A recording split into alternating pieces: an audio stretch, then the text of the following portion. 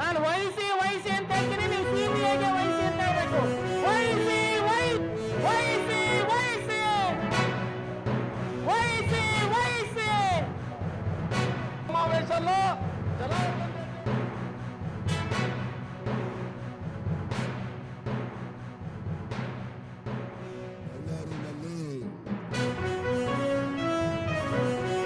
ರಾಜ್ಯದಲ್ಲಿ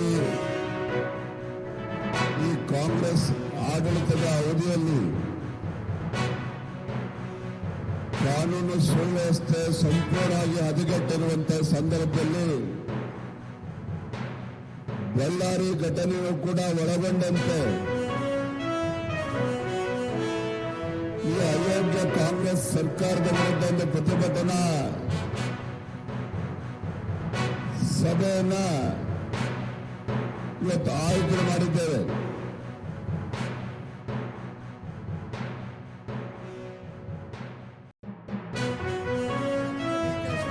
ಯಾರು ಅಂತ ಗೊತ್ತಾಗಿಲ್ಲ. ಹೋಮ್ ಡಿಪಾರ್ಟ್ಮೆಂಟ್ ಅಂತೂ ಯಾರು ಹೋಮ್ ಮಿನಿಸ್ಟ್ರು ಅಂತಾನೂ ಗೊತ್ತಿಲ್ಲ.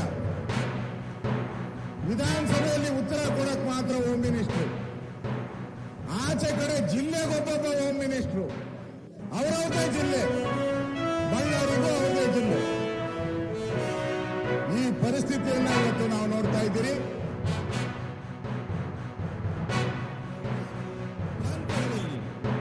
ಸಭೆಗಳನ್ನು ಮಾಡಿ ಈ ಕಾಂಗ್ರೆಸ್ಸಿನ ಮುಖವಾಡವನ್ನು ಕಳಚಬೇಕು ಅಂತೇಳಿ ತೀರ್ಮಾನ ಮಾಡಿದ್ರು. ಪ್ರಥಮವಾಗಿ ಬಳ್ಳಾರಿಯಿಂದಲೇ ನಮ್ಮ ಕಾರ್ಯಕ್ರಮ ಪ್ರಾರಂಭವಾಗತಕ್ಕಂಥ ಅನಿವಾರ್ಯತೆ ಬಂತು. ಯಾಕೆ ಬಂತು? ಬಳ್ಳಾರಿಯಿಂದ ಇಡೀ ರಾಜ್ಯದಲ್ಲಿ ಇವತ್ತು ಲಾ ಅಂಡ್ ಆರ್ಡರ್ ಸಿಚುಯೇಷನ್ ಸಂಪೂರ್ಣವಾಗಿ ಹದಗೆಟ್ಟಿದೆ.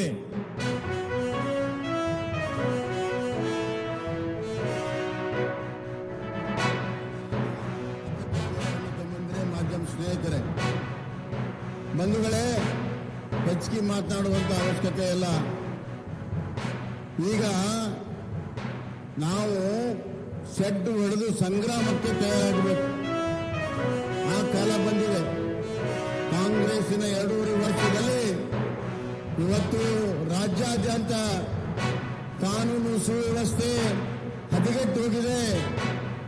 ಹೆಣ್ಣು ಮಕ್ಕಳು ಧೈರ್ಯವಾಗಿ ಓಡಾಡುವಂತಹ ಪರಿಸ್ಥಿತಿ ಇಲ್ಲ. ದಿನನಿತ್ಯ ರೇಪು ಕೊಲೆಗಳು ಸುದ್ದಿ ಕೇಳಿ ಕೇಳಿ ಸಾಕಾಗಿ ಹೋಗಿದೆ.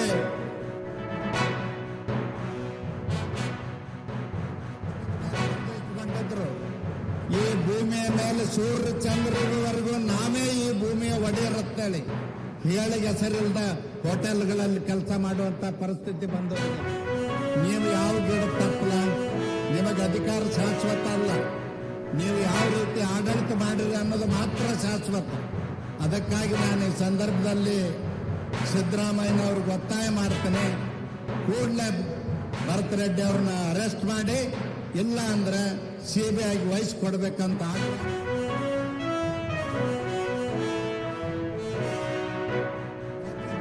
ಕಲ್ಲುಗಳನ್ನು ತೆಗೆದುಕೊಂಡು ದಾಳಿ ಮಾಡಿ ಹತ್ಯೆ ಯತ್ನ ಮಾಡಬೇಕಂತಂದ್ರೂ ಕೂಡ ಈ ಲಜ್ಜೆಗೇಡಿ ಸರ್ಕಾರ 15 ದಿನಗಳಾದರೂ ಕೂಡ ಆ ಭರತ್ನನ್ನ ಅರೆಸ್ಟ್ ಮಾಡಿಲ್ಲ. ಬಂಧುಗಳೇ, ಇವತ್ತು ನಾವು ಯಾಕೆ ಸಿಬಿಐಗೆ ನಾವು ಇನ್ಕ್ವೈರಿಗೆ ಕೇಳ್ತಾ ಇದ್ದೀವಿ ಅಂತಂದ್ರೆ, ಈ ಘಟನೆಯಲ್ಲಿ ಈ ನಗರದ ಡಿಎಸ್ಪಿ ನಂದಾರೆಡ್ಡಿ, ಎಎಸ್ಪಿ ರವಿಕುಮಾರ್ ಇಬ್ಬರು ಕೂಡ ಸೇರಿ ಆ ಭರತ್ ಜೊತೆಯಲ್ಲಿ ಇವತ್ತು ನಮ್ಮ ಮನೆ ಮೇಲೆ ದಾಳಿ ಮಾಡೋದಕ್ಕೆ ಅವರು ಪ್ರಯತ್ನ ಮಾಡಿರೋ ಕಾರಣ ಸಿಬಿಐಗೆ ಎಂಕ್ವೈರಿಗೆ ಆಗ್ಲೇಬೇಕು ಅಂತೇಳಿ ಇವತ್ತು ನಾವು ಆಗ್ರಹ ಮಾಡ್ತಾ ಇರೋದು ಬಂಧುಗಳೇ. ಇವತ್ತು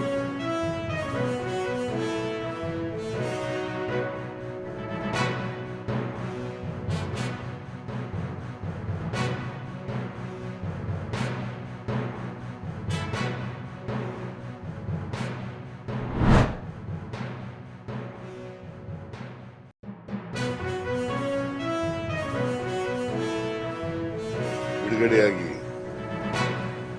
ಈ ದೇಶದಲ್ಲಿ ಉಳಿತಕ್ಕಂಥ ಕೆಲಸ ಮಾಡಿದರೆ ಮತ್ತೆ ಅದೇ ಅಪರಾಧವನ್ನು ಮಾಡ್ತಕ್ಕಂಥ ಸಾಧ್ಯತೆಗಳು ಜಾಸ್ತಿ ಇರ್ತವೆ. ಅದಕ್ಕೋಸ್ಕರ ಅವರನ್ನ ಅವ್ರ ದೇಶಗಳಿಗೆ ಕಳಿಸ್ತಕ್ಕಂಥ ಕೆಲಸವನ್ನು ಮಾಡಬೇಕು. ಈ ಪೊಲೀಸ್ ಸ್ಟೇಷನ್ಗಳಲ್ಲಿ ಇನ್ಸ್ಪೆಕ್ಟರ್ಗಳನ್ನ, ಸಬ್ ಇನ್ಸ್ಪೆಕ್ಟರ್ಗಳನ್ನ, ಡಿವೈಎಸ್ಪಿಗಳನ್ನ ಅವರು ಜಾಗರೂಕತೆಯಿಂದ ಕೆಲಸ ಮಾಡ್ತಾ ಇದ್ದಾರೆ ಇಲ್ಲವೋ ಅಂತಕ್ಕಂಥ ನಿಗಾ ಇಡ್ತಕ್ಕಂಥ ಕೆಲಸವನ್ನ ಎಸ್ಪಿಗಳು ಮತ್ತು ಮೇಲಾಧಿಕಾರಿಗಳು ಇರಬೇಕು ಅಂತಕ್ಕಂಥ ಮಾತು. ಅವರು ಶಾಮೀಲಾಗದೆ ಹೋದ್ರೆ, ಈಗ ಉದಾಹರಣೆಗೆ ಬೆಂಗಳೂರಿನಿಂದ ಬಂದು ಡ್ರಗ್ಸ್ ಇಲ್ಲಿ ಬೆಂಗಳೂರಿನಲ್ಲಿ ಪತ್ತೆ ಹಚ್ಚಕ್ಕೆ ಸಾಧ್ಯ ಆದರೆ ಮಹಾರಾಷ್ಟ್ರದವರಿಗೆ, why not Karnataka police people?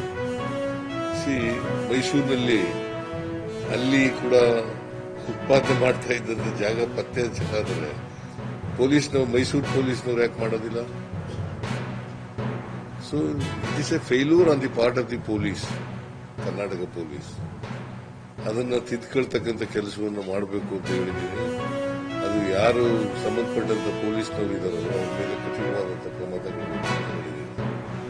ಜೊತೆಗೆ ಸೈಬರ್ ಕ್ರೈಮ್ ಅಂತ ಡ್ರಗ್ಸ್ ಅಂತ ಕೆಲಸ ಇದೆಯಲ್ಲ, ಈ ಕ್ರೈಮ್ಗಳಿಗೆ ನಮ್ಮ ಕಾನೂನನ್ನು ಇನ್ನೂ ಬಿಗಿ ಮಾಡಬೇಕು ಅನ್ನೋದಾದ್ರೆ ಮಾಡಬೇಕಾಗ್ತದೆ.